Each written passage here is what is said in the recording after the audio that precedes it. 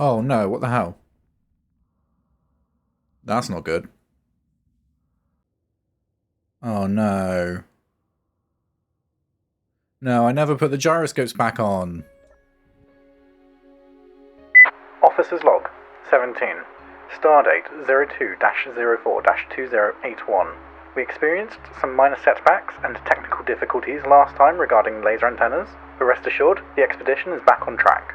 Today, we will build a small scouting drone so we can conduct surface sampling when we arrive in orbit and minimize the effects of atmospheric disruption to the laser signal. Hello fellow engineers and welcome back to the Void. Today we have some very interesting projects to finish off. The first of which being, we need to load up the worm with the COMSAT satellites, just to make sure that I haven't obstructed anything with all my greebling. And then the ooh, let's not crash. No, thank you. Let's not crash. Let's not destroy all the hard work I put in over the last couple of episodes.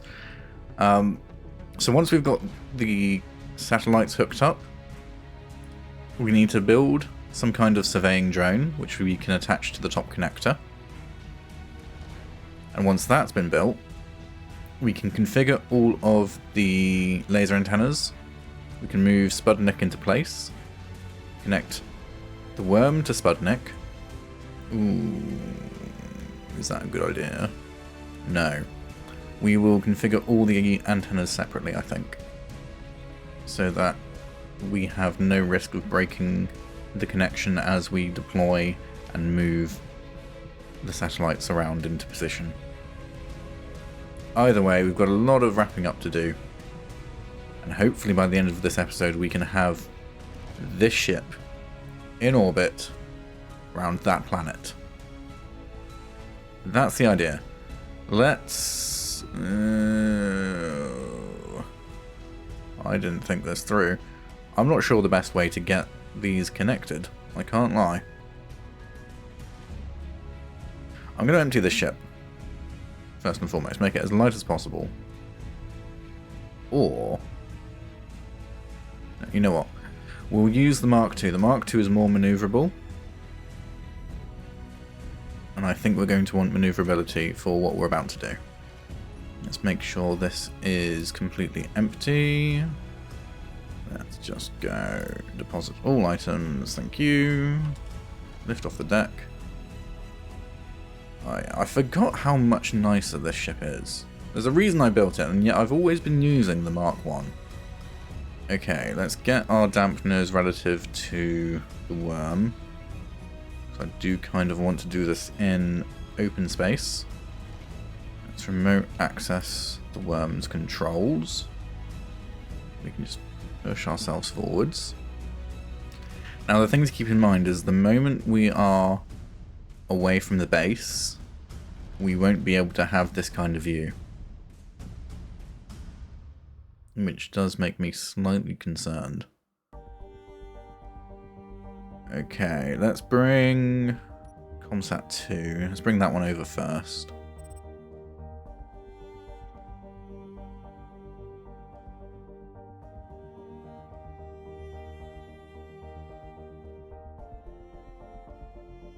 Okay, let's just reposition ourselves so we can actually see what's going on.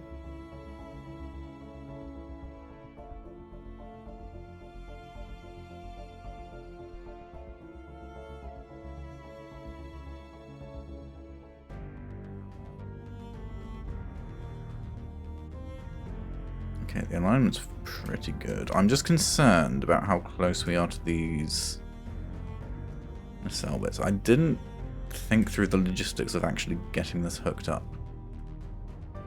Alright, let's get ourselves level.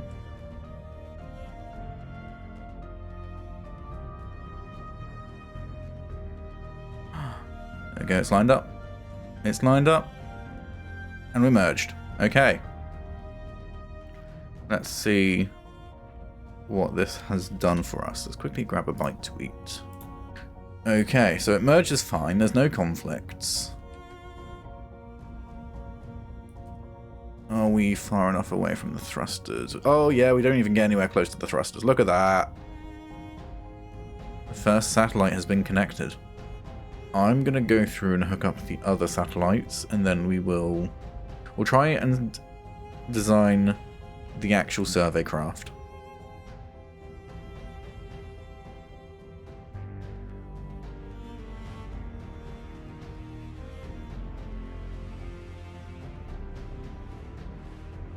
Come on, lock into place.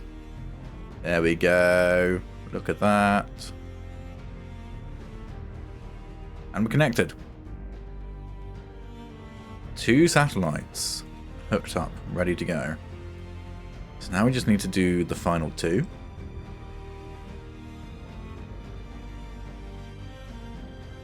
Oh, collision. Hopefully we didn't damage anything there. I thought we were clear.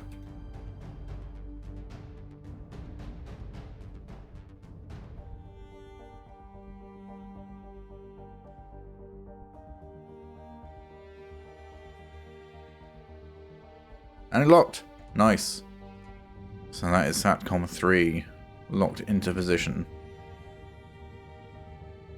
Ooh, okay, we did get the spacings right, but if we had any overlapping blocks there, that could have been catastrophic.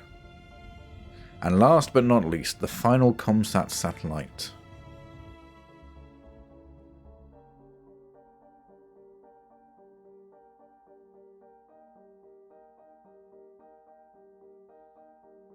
I am somewhat glad that I put those lights on that connector. Oh, we're scraping the side there, aren't we? Oh, no, we're not at the right height. We're just angled weirdly. And I'm at a really stupid angle. That would make sense. Ooh, I don't like that snapping. All the satellites are now hooked up and ready to transport, which is ideal. And by happy accident, all the laser antennas that need to connect to each other are facing each other. This is going a lot smoother than I expected. The worm has its payload. The last thing we need to do is make some kind of drone that we can send down to the planet's surface. And then we are very almost ready to deploy this all. Okay, so we've brought the worker bee back inside because it will be useful for welding up. We're going to shut these doors so we don't get cooked by the sun. And what we can do is we can start building this small grid atmospheric probe, I think. It'll just need to be a combination of hydrogen and atmospheric thrusters, I think, but it doesn't have to be big because it's going to be remote controlled. So it doesn't need any life support systems, it doesn't need any fuel systems, it just needs thrusters, a hydrogen tank, and antenna, and remote control. So I'm just working through this little research drone. It's mainly going to be hydrogen powered, because we need hydrogen to get around in the vacuum and get down to the planet's surface. But once we're on the planet's surface, we do have atmospheric thrusters to take over. I've added a drill, so we can take core samples. And it should have enough flight time to be able to get down to the surface, take some samples, and then return back up to orbit. Now, I'm not sure how I'm going to make this design work, but I have faith. All I need is I need to put an antenna on, remote control, some gyros, and there was something else which I was thinking of. Oh, I need a camera, for sure. An ore detector. But there's something else, and I'm really struggling to remember it. Either way, I'm going to get this welded up, and I will see how I feel about it. So I've been doing that thing that I do, where I build and don't talk. Or record. But I've settled on a design that I'm really liking, and it's starting to shape up really well. We have the main hydrogen tank that we're basing it around, so that we have plenty of hydrogen thrust. Plenty of fuel. We have our atmospheric thrusters so we can conserve that fuel once we're down to the planet. We've got the drill for taking core samples. We have the antenna on the top. I've put some parachutes on just so that in the unfortunate event we do come in a bit hot, we have the ability to massively slow ourselves down. We've got the ore detector on. We have plenty of batteries to power the atmospheric thrusters. These thruster pods were originally where these batteries were, but I did a dumb. The cargo container only has the small ports on 2 of the sides, not 4 of the sides like I thought. So where those thruster pods were, they weren't actually connected to the cargo network, and they don't appear to be connected now, but I assure you, they absolutely are. So everything is conveyed, everything works as it should. The only thing I need to do now is some lights, some cameras. That's almost pretty much done. So lights, cameras, and greebling. That's all we need to do now.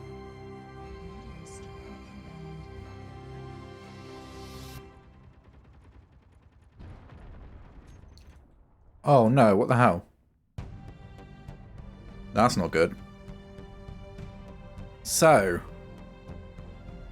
it's finally happened. We've been struck by meteors. Oh, it's a miracle that it didn't hit this. I sure hope it didn't hit this. It seems to be at a weird angle. I think that might be just because of the way the panels are rotating. Maybe it does matter which one is azimuth and whatnot. Either way, that's not what the issue is. The issue is we've now got a massive hole in our door. Okay, we clearly need to get a bit better coverage of meteors. The worm didn't get hit at all, did it? I've just come to the realization this also doesn't have any meteor defense. Well, there's an easy solution to prevent this from happening in the future. Let's cut these off for the moment. Why are you bobbing around as though you're not attached? Alright, let's get some turrets on here just so that we've got full coverage.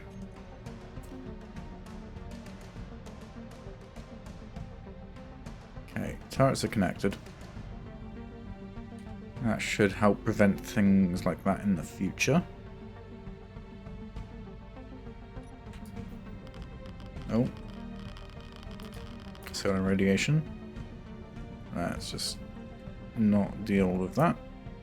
So, for future reference, the meteors can still absolutely do damage. Now, I've got to figure out how I'm going to fix this hole. Fortunately, nothing functional was broken, so it should be relatively trivial to fix this. It's just really annoying. Okay, let's assess the damage. Obviously, we've got some bent out shape armor blocks. Fans are damaged, but not too bad.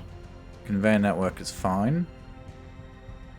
Some of these beam blocks got damaged as well. I will need to repair these conveyors. I think a light is missing. Yeah. Yeah, it really did a number, didn't it? These will be okay. Let's just buff out the deformed armor so we can see exactly what we're dealing with. Okay, so it's not too bad. We're just missing some armor. We're missing a vent and some lights. It could have gone so much worse. Like, if it struck the hinge, that would have been quite bad. Okay, I think we're good. So we just need to patch up this hole, which is... I was going to say easier said than done, but it's not too bad. Let's get these doors open. So with the doors open, we can get to both sides relatively easily. Okay, meteor defense is something I need to invest more in, it seems. T-piece for that. T-piece there and a straight through there. Vents, where are they? They are there. I think I'll keep the colours of the damage sections. Maybe I'll just keep it primer grey as a way of showing that it got battered. I want the tropholite. Let's make sure we get the right one. Then these are just straight light armor blocks.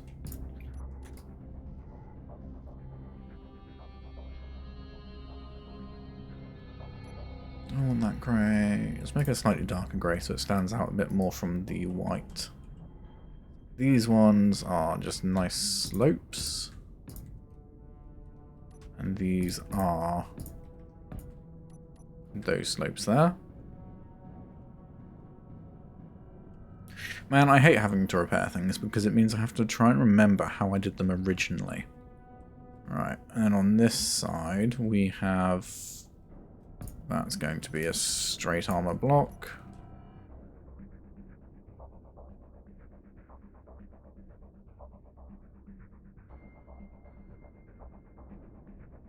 Oh, bugger. Does that mean that the other full block that I did as well is not actually a full block? Where did I place it? Yeah, it's a slope. There we go. Door repaired. Let's get it closed up. So that's a good point. I need to figure out where I'm going to put turrets on all of the satellites. I'll probably use interior turrets because they shouldn't need too much. In theory. Okay, why aren't you pressurizing? What? Oh, because there's a because there's a massive hole in the floor. That'll do it. Here we go. So my anti-meteor defense for the satellites is just interior turrets on the laser antennas, because they give pretty much a perfect arc from each angle. I'll do something similar, I think, on the worm here. We can just put a turret on the batteries and the nacelles, because that should pretty much cover all angles. Might need one a bit further back just to cover the rear, but that should be okay. So the next thing to do is call up the ammo for this, because these can only be manually loaded, which means if I want it to be low maintenance, I need to stock them up pretty much from the get-go. Now these turrets, they can hold... Oh, I missed this one. Okay, turrets are up. I think I put ammo in this one. Which 122 mags only takes up a small fraction of the internal inventory. So I think we can do better than that. What I'll do is I will put in an auto-crafting call for an absolute boatload. So hopefully we should be able to get all of these loaded up shortly. I should have enough resources for it. Oh, I do need to do a better job at... I need to revisit the paint job in here, because this is all quite drab. Ingredients is full. That's... Oh, well, ingots is almost full. MR50A. Let's put in a request for... Let's call it 2500. So all the assemblers should now be working hard producing these. We've even got the manual assembler going as well, doing it. So in theory, we should get quite a nice stockpile of this happening. Let's call up some more. So while that's busy producing the ammo we need for the turrets, let's go back and revisit what we were working on in the van. Because our little drone is very almost done, I think. What we have is a nicely shaped, nicely laid out, and fully functional atmospheric drone with the hydrogen just as a bit of extra support. Now I just need to do the back and maybe some structural supports for these two batteries. But it's coming along nicely. I'm quite happy with how this has turned out. We've got our connector light on the bottom. We have our connector camera underneath there. We've got our searchlight so that we can, well, search for things. But also it acts more like a 360 movable camera. We have our top camera to see where we're going. Yeah, it's coming along nicely. And it's only 22 tons. I was originally thinking of doing like a small quadcopter kind of thing. But I figured if I want to do drill samples and stuff like that, it needs to be a bit bulkier. I'm going to crack on and finish this off while the ammo gets produced, and then we can go in and top up all those interior turrets. Yeah, I'm seeing a slight issue with the solar array for the Sputnik. Lights are configured. Lights are configured, the blocks have been named. I'm going with the prefix of SRV for Surface Reconnaissance Vehicle, because that is essentially what it is. I've given it a tentative name of Hummingbird, but as always I'm open to suggestions. I think there's probably a better name than Hummingbird for a scout vehicle, but names are escaping me at the moment. So if you have any suggestions for this, please put it in the comments below. All I need to do is the paint job, and then this is ready to hook up to the worm. We're very almost ready to deploy. Oh, also I need to not forget to load up the turrets. So we're going to do that now. Okay, all the satellites have been coupled, all of the turrets have been armed. This is very almost ready to depart. Okay, we're changing the name first of all from Hummingbird to the Stag Beetle. There we go. But everything's done. Other than the event controller. So I'm going to set the event controller up. This is the paint job. This is what it's going to look like. I'll configure the event controller. We'll load it onto the worm. And then we will get everything into position ready for the journey. Oh no. No, I never put the gyroscopes back on.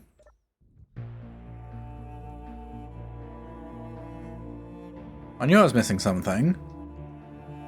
Okay, where can I hide the gyroscopes? I mean, I can definitely put one on the back here. It's not ideal, but I really didn't think about it. I'm better than this. I had them on as well. I had to take them off. Where else would be a good gyro spot? Because I think we want more than just one. Oh, I don't know actually. It's not that heavy. Yeah, no, one's fine. Okay, this has far more thrust than I do. It's going to be interesting.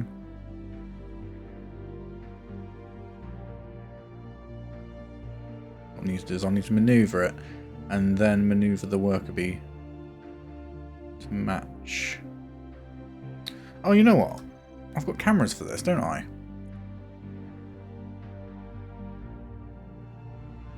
Why was I doing it the hard way? I mean, I know why I was doing it the hard way, because the hard way worked fine pretty much every other time. There we go. That's now all connected. So the worm's all loaded up. The worm's loaded up and ready to go. Exciting times. I'm going to do a little bit more configuring, I think. Because I need to get all the laser antennas connected together. But other than that, this is very almost ready. Let's get let's get Sputnik into position first. That's going to be the most important thing. And I think I will use the Mark II to move him. Just because this is relatively slow and bulky and not very maneuverable.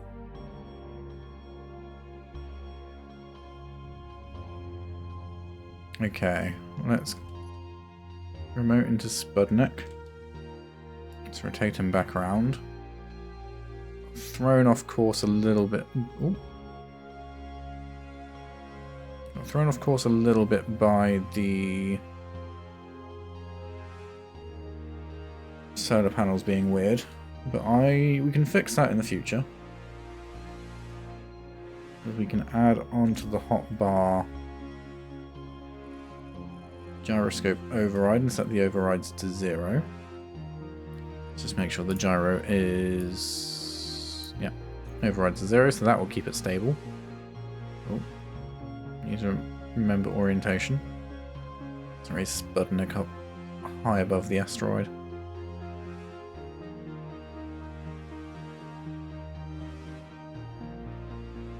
Okay, it's going to take a little while to slow down, but we'll stay within broadcast range for sure. Let's put ourselves, you know, 2 kilometers actually seems quite reasonable. Almost there, go on. We can hit 2. We can hit 2. There we go. So Sputnik is in position, acting as a relay, and we'll get sun for the majority of the time. Gyro overrides are on. That is not going to rotate or do anything stupid. Sputnik is in position. I don't think I ever put any uranium in that reactor, but I don't think we'll need it. He says full of confidence. Next up on the list is to get the worm in a position where we can connect the laser antennas together. Let's just use our little turret here. Yeah, no, we won't be able to see the laser antenna from here. That's okay. If we move the worm above Sputnik so we can do all the laser antenna connections, that'll be fine. Okay. This is a slight oversight. That's okay. We can just turn these off for now.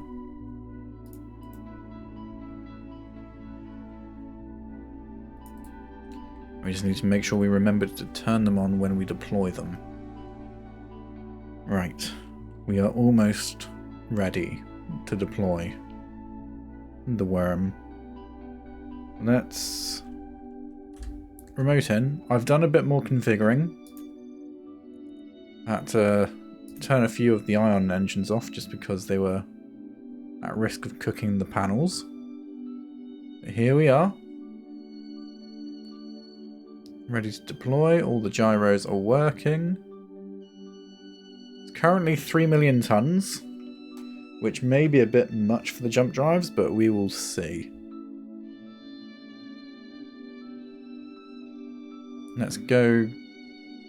Let's raise this above the relay satellite and get all the laser antennas connected up. And once that is done, we should be able to start deploying towards the planet. Right, where is the Sputnik's down this way? There he is, over there. Okay. I think we're just about in position. There's Sputnik. How are we oriented? There's the tail. So we still need to go forwards a bit more. Because we need to be categorically higher than the satellite. Now, I think that's one there. So we need that one connected to there. That connected to this one. This one connected to that one, and then that one connected to this one. So it may take a little bit of finesse, but it'll be fine. I'm so concerned that those panels may be getting cooked by those thrusters that I'm absolutely going to come over and double check. So this one is this a send or a receive? Send. Oh, your COMSAT too. Let's make this the receive. And then I want you to connect to Spud. Connected to Spud. Good. Then, so that's the receiving node. Down here, you want to be send.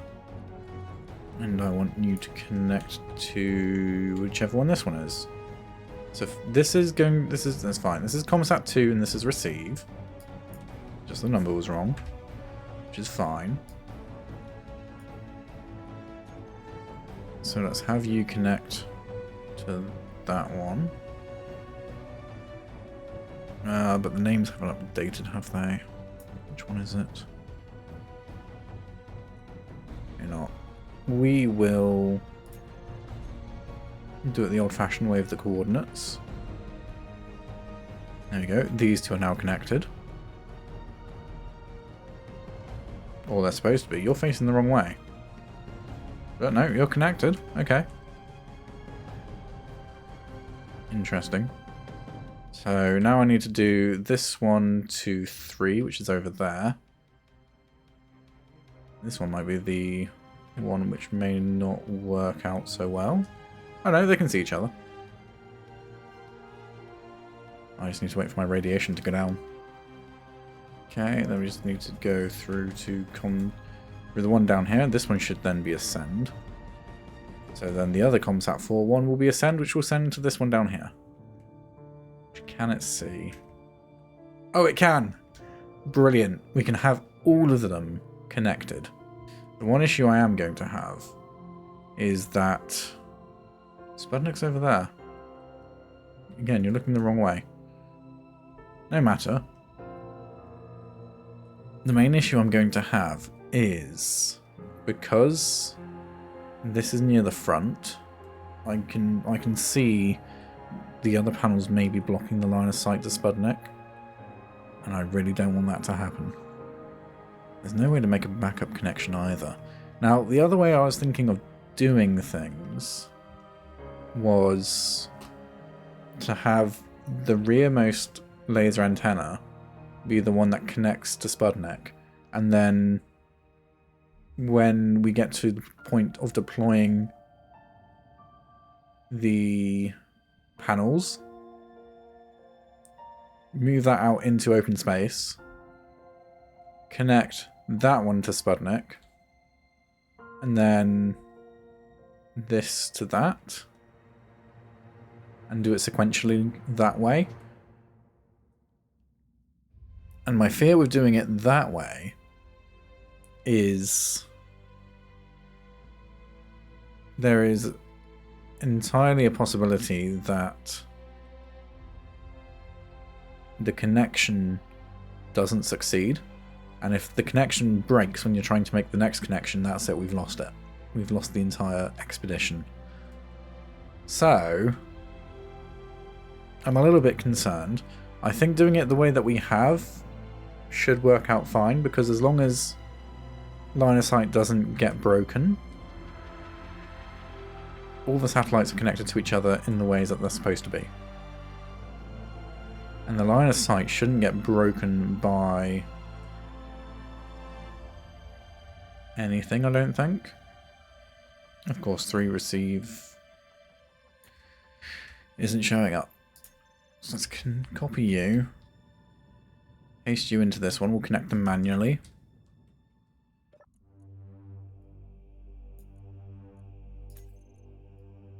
Oh, I also need to make sure that all the laser antennas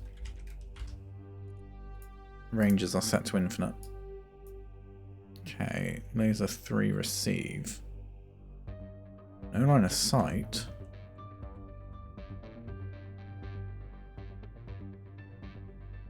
But you're supposed to be connecting to that one there. Come on, don't play silly buggers with me now. There we go. So these two are connected, even though the laser antennas are facing the entirely wrong directions. We just need to do this one to that one. 3 send to 4 receive. So those are now connected, and so now we just need to connect this top one to the worm. And you think there's a line of sight issue? Why do you think there's a line of sight issue? I can clearly see that you guys can see each other. No, that's fine. That should resolve itself anyway. All the laser antennas are connected and working. Let's just make sure that you are connected and working on your end. Yeah, so you're pointing the right way. I suppose what I could do is I could do a short scale test. So instead of jumping the full 1,000 kilometers, I could do 100 kilometers, because that is a lot easier to go and retrieve if everything goes wrong. Or even 55 kilometers, just to put us right outside of antenna broadcast range, so that the only thing we're relying on are the laser antennas. I think we'll go do that. As everything is connected up, I'm going to go back to the control tower at the Sanctuary base, and we shall do everything from there.